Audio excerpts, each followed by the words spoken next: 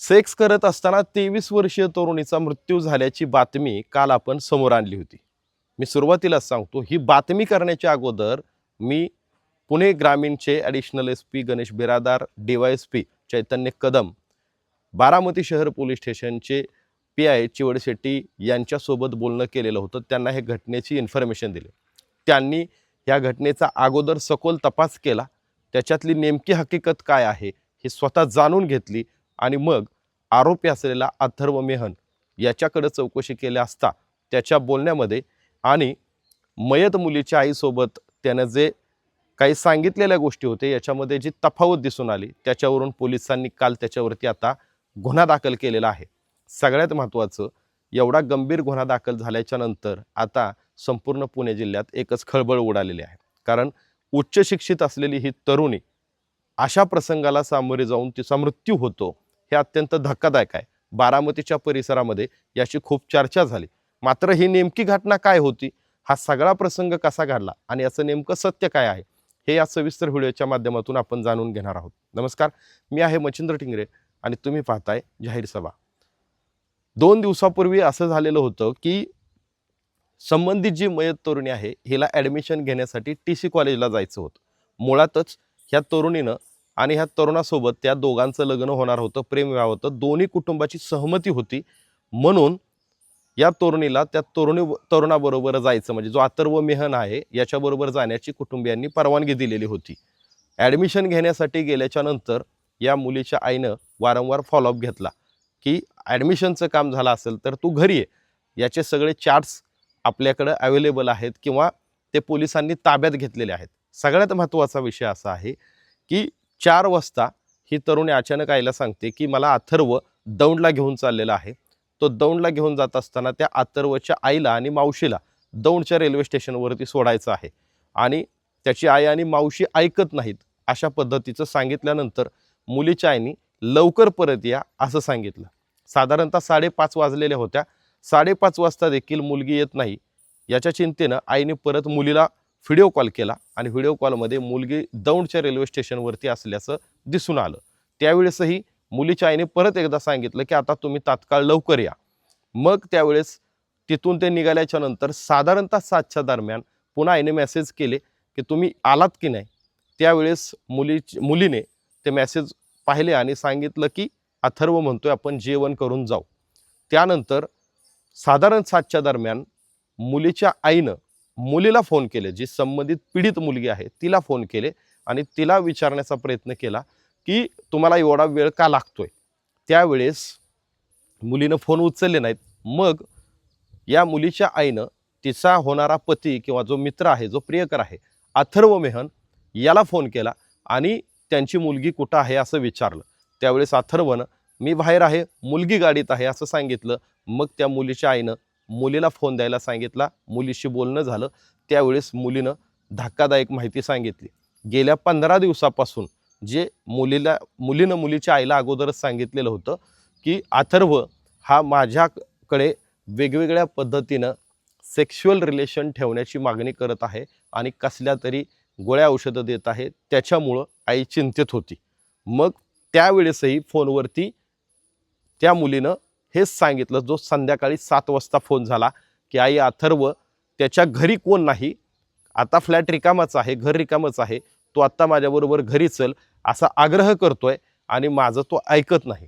मग त्यावेळेस पुन्हा एकदा त्या मुलीच्या आईने सांगितलं अजिबात कुठेही थांबू नका, तुम्ही तात्काळ घरी या. अशा पद्धतीचं सगळं कन्व्हर्सेशन झालंय, चॅटिंग आहेत.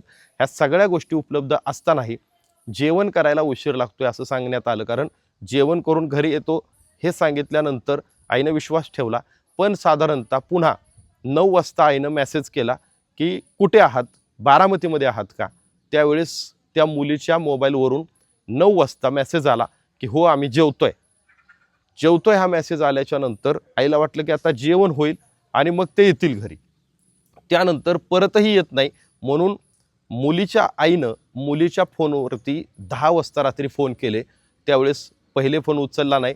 दुसऱ्यांदा तो फोन अथर्व मेहन यानं उचलला आणि अथर्व मेहन याने हा फोन उचलून घाबरलेल्या अवस्थेत सांगितलं की तुम्ही कुठे आहात, तुम्ही घरी असाल तर तुम्ही तात्काळ खाली या, मी तुम्हाला घ्यायला येतो. अशा प्रकारचं सांगितल्यानंतर मुलीची आई घाबरली, ती खाली गेली आणि त्या मुलीच्या आईला थेट सिल्वर जुबली हॉस्पिटलमध्ये नेण्यात आलं. दरम्यानच्या काळात जाताना अथर्वनं घडलेला प्रसंग सांगितला की अशा पद्धतीने काही गोष्टी झाल्यानंतर मी तिला देवकाते हॉस्पिटलला नेलं, भोईटे हॉस्पिटलला नेलं, परंतु दरम्यान ती दगावलेली होती. ह्या सगळ्या घटनेमध्ये अथर्वचं जे घर आहे ते 3ऱ्या मजल्यावरती आहे आणि 3ऱ्या मजल्यावरती असलेलं घर ज्यावेळेस ती मुलगी ऑन द स्पॉट तिचा मृत्यू झालेला होता, तिला खाली आणण्यासाठी अथर्वनं एका मित्राची देखील मदत घेतलेली होती, जो मेडिकल फील्डमधला आहे, त्याचं गाव डोरलेवाडी आहे. ह्या सगळ्या गोष्टी घडल्याच्या नंतर आईला धक्का बसला, कारण मुलगी स्ट्रेचरवरती मयत झालेली होती. हा सगळा घटनाक्रम ज्यावेळेस पोलिसांच्या निदर्शनास आला त्यावेळेस असं लक्षात येतं की अथर्व हा 7:45 वाजताच जेवण करून बाहेर पडलेला होता. नीट लक्षात घ्या, 7:45 तो भिगवण रोडच्या एका हॉटेलमधून जेवण करून बाहेर पडलेला होता. त्यानं तिथं बिल पेड केलेलं होतं आणि 9 वाजता मुलीच्या मोबाईलवरून मेसेज आलेला होता की जेवतोय. याचाच अर्थ 9च्या दरम्यान ही घटना घडलेली होती आणि त्यावेळेसचा मेसेज कोणी केला हा प्रश्न होता, रिप्लाय कोणी दिला, त्यानंतर मुलीचं नेटही बंद झालेलं होतं. ह्या सगळ्या विसंगती पाहिल्याच्या नंतर पोलिसांनी तात्काळ गुन्हा दाखल केलेला आहे.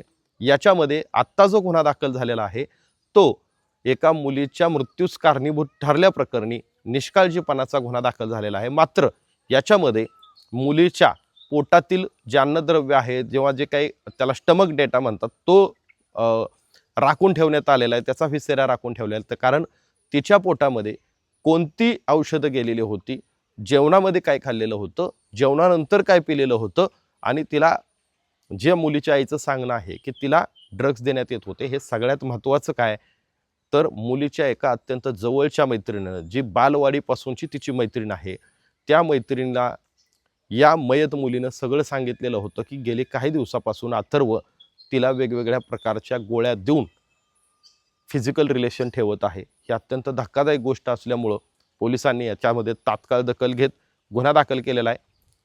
पोस्टमॉर्टमचा रिपोर्ट येताच याच्यामध्ये जर काही गोळ्या औषधं वापरली गेली असतील, ड्रग्ज वापरले गेले असतील, तर मात्र अथर्व मेहन याच्यावरती अतिशय मोठी कारवाई होऊ शकते.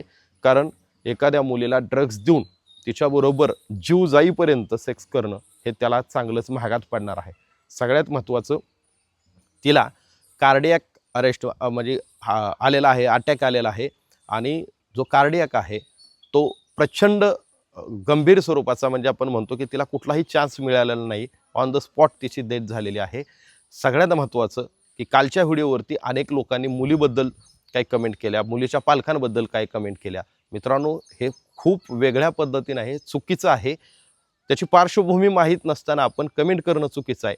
नेमकी ह्याच्यातली पार्श्वभूमी काय होती मी हे दुसऱ्या व्हिडिओमध्ये सांगणार आहे. तुर्तास अथर्व मेहन याच्यावरती गुन्हा दाखल झालेला आहे आणि पोलीस आता पुढच्या चौकशी करत आहेत.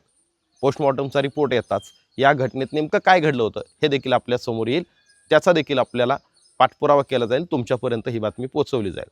तोपर्यंत तुम्ही ह्या चॅनलवरती नवीन असाल तर सबस्क्राईब करा. या घटनेबद्दल काय वाटतं कमेंट करायला विसरू नका. धन्यवाद.